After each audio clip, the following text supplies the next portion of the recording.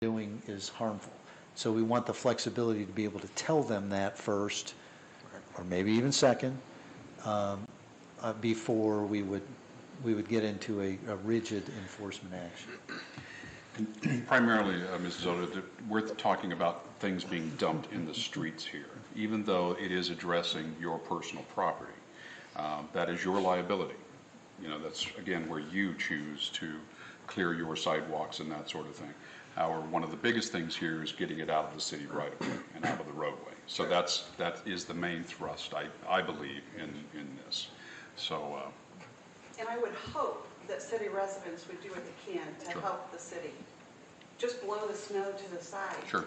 And I don't know how much stronger we can say it other than, so I understand. Got it. Thank you. Anything else you have? No. Any other points? No. Anyone else, council members in the audience, any other concerns, questions?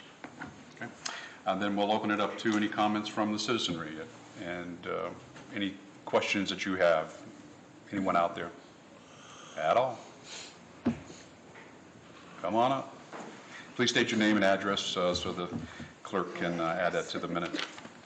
Yes, my name's Deborah Pike, and I live on 412 Ellis Street. My question is what do we do with the snow? Like I do my neighbors, the whole side of my street, sidewalks on here. I even dig out their cars. What am I supposed to do with all that excess snow? I have a lady next door that has a driveway. I tried to do that for her because she is elderly and you never know when a squad needs to get there. So I don't know where I'm supposed to put all this snow at.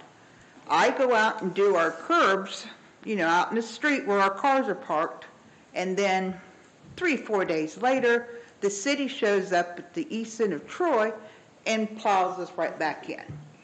What is I guess I don't understand, why is this such of a big deal? If the snow melts and the street has not been shoveled or scraped and iced and salted and all that stuff, what's the big deal if we put that snow out there? It's not. Cue the safety director. That's the only thing, I mean, I can understand. Either he or Mr. Mullins can address it from the right. city staff Sure. maintenance point of view. So, as I like to point out to people, every snow event is, every weather event is unique, every single one of them. Correct. And so there are some times that we will plow, there are sometimes, many more times that we will just salt. And so the likelihood of us coming back 3 or 4 days later after an event is very rare. I can't remember the last time we've ever done that long. We may fall behind those that are more aggressive about shoveling out their driveways. I mean, I do my driveway before it ices over, and just because it's a practical matter, and so I do beat the plow. Where to put it, I guess my question is, where do you put it now? Because if you do these, you probably are pushing it to the sides. Correct, I try to keep it between the curb and the sidewalk. So this, any ordinance change here does not affect that at all. So what you're doing, keep doing. Really, the worst offenders of the snow issue are when they have snow blowers and they're arcing it into the middle of the street rather than toning down the chute and turning it the other way. And that does create significant safety issues for us. Whether we've, you know, if the initial event was maybe an inch or so, inch to 2 inches of snow, and we don't plow, now we've potentially created a situation where in that area where 1 or 2 properties in a row have blown their snow into the street, now it's risen to the level where we do need to get a plow out. We do need to call somebody in 3 hours overtime, typically, to have to plow that out. So it's now it has become a limited plow event, but it's still a plowing event, which which brings in a whole new set of protocols for that area because somebody decided to blow it right instead of blowing it left into their own yard or their front yard. Other than that, though, I think what you're doing is what you're doing. Every community, virtually every time there's a plowable event, there are those that have plowed out their approaches quicker than the plows, and yes, we've all experienced that where we have to go back and clean out the approach again because Jerry and his guys have plowed us right down again. Not got down that east end yet. What are you going to do? But seriously, obviously you can't slow the plows down to a 5 mile an hour and gently move every approach. We have 11 or 12,000 approaches in Troy, and the first plow event that we have in January, we'd be finishing plowing in April at that pace.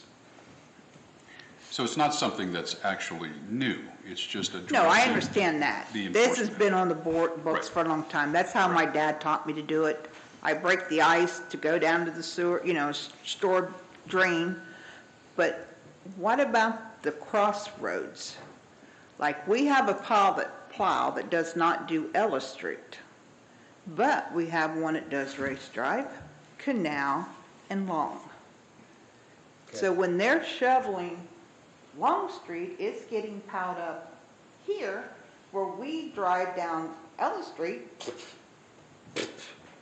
What is the difference that we're doing it if you haven't plowed my street yet than it is for the city to be doing it? Or they pile it all in one corner by a church, and that's where it sits. So so when we're plowing the streets, we're plowing it for the whole community. Correct. And, snow is snow. And at some point, we do need to pile it in a corner.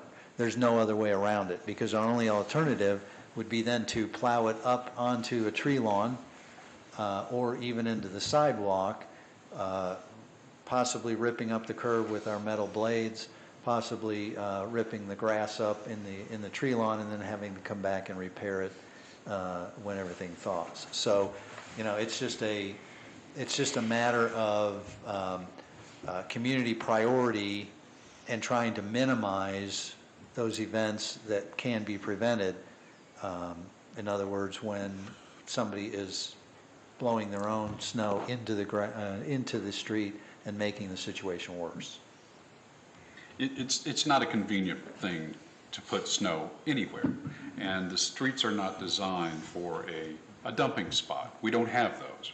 In downtown, it's even worse than on my cul-de-sac or your Right. street, because we have to physically remove that. And we just don't have enough staff hours to physically remove in all of the areas of town. So it's going to be piled up someplace.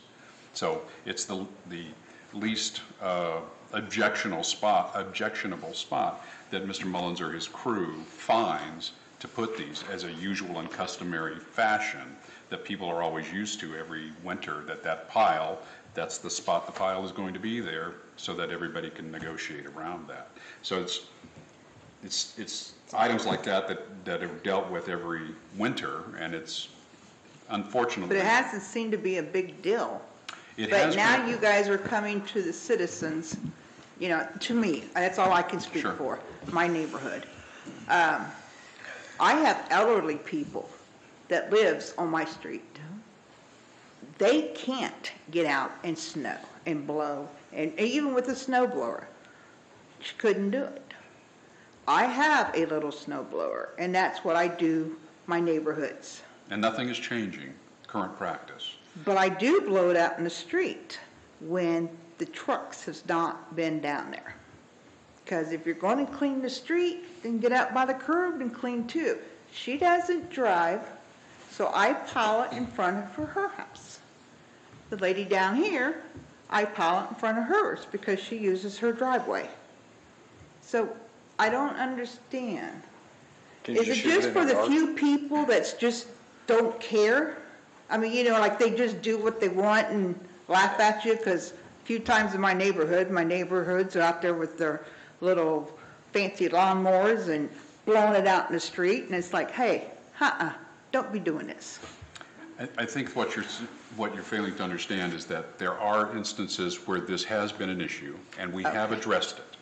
However, they continue to do it because we cannot enforce them in some fashion to get them to comply, which creates a very large safety issue for police, fire, and ambulance. Correct. And any other motorist that's on the street, okay?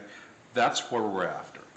Okay, so your current practice, even though maybe technically illegal, no one has spoken to you about that, correct? Oh, no. Then I would assume that your current I haven't got practice, caught. well, your current practice, even though that the street folks have come through and plowed your street, that it apparently has been working.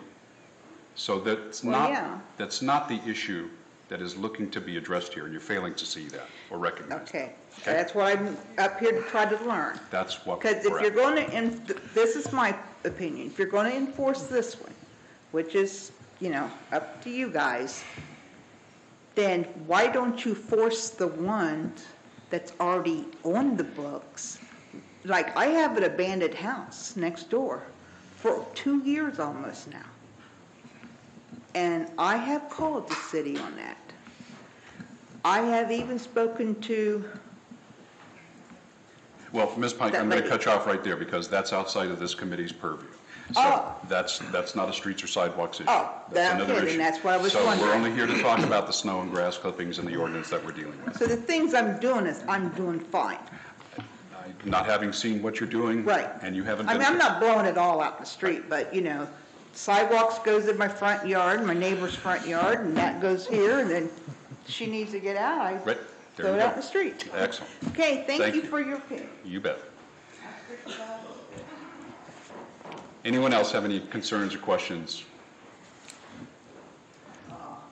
I thought Jerry was coming up here. All right, Hey, I do have one final question. Yes. Do we know who, in the unlikely event that something like this would be enforced and a ticket is written, do we know who would be responsible for that? Would that be a planning function? Would it be a streets function? Oh, no, well, I would anticipate more often than not, we probably wouldn't want street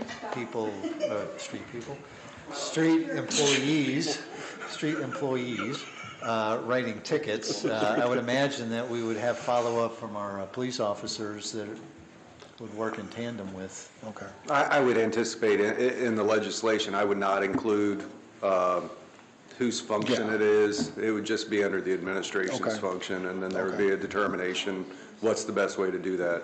Okay. before you leave, Mr. Cooper, are we going to need to see the ordinance language prior to a council meeting, or we're just going to give the guidance here and you're going to develop it? That's what we do. And then we'll see that in our city council packets? Correct. And that's general practice, yes. Okay, got it. Will that need to be amended? I'll have to double check on that. I didn't. Well, Talk because- procedures with you. Well, the thought is the discussion that to add back in the grass clippings as we originally had it, with all of those items, and then the only real major language problem or issue is in the enforcement end of it, of how we're addressing it and suggesting that it goes. Right, and at least to give me enough idea to draft it, there was some reference to it being just like a parking ticket with the 25 and the 50. If you want to do it the same exact way, I can easily incorporate that in without getting into the details too much. Is that acceptable to you? That's acceptable, yeah. Yep, good. Okay. Okay. But it is acceptable, I just want to get that on the record for the grass viewers, back is in. that the grass clippings and all of the items, as it was originally, that we originally discussed at the previous committee meeting, and really the major thing that we're attacking here is the quote-unquote decriminalization and the administrative function that's going to be provided to us. I think that can work, yeah. Good, got it? Yeah. All right, then it's unanimous with the committee that we proceed as we've suggested here, and staff to draft that up for us. Any other items to come before the Streets and Sidewalks Committee? All right, then we are adjourned. Thank you all for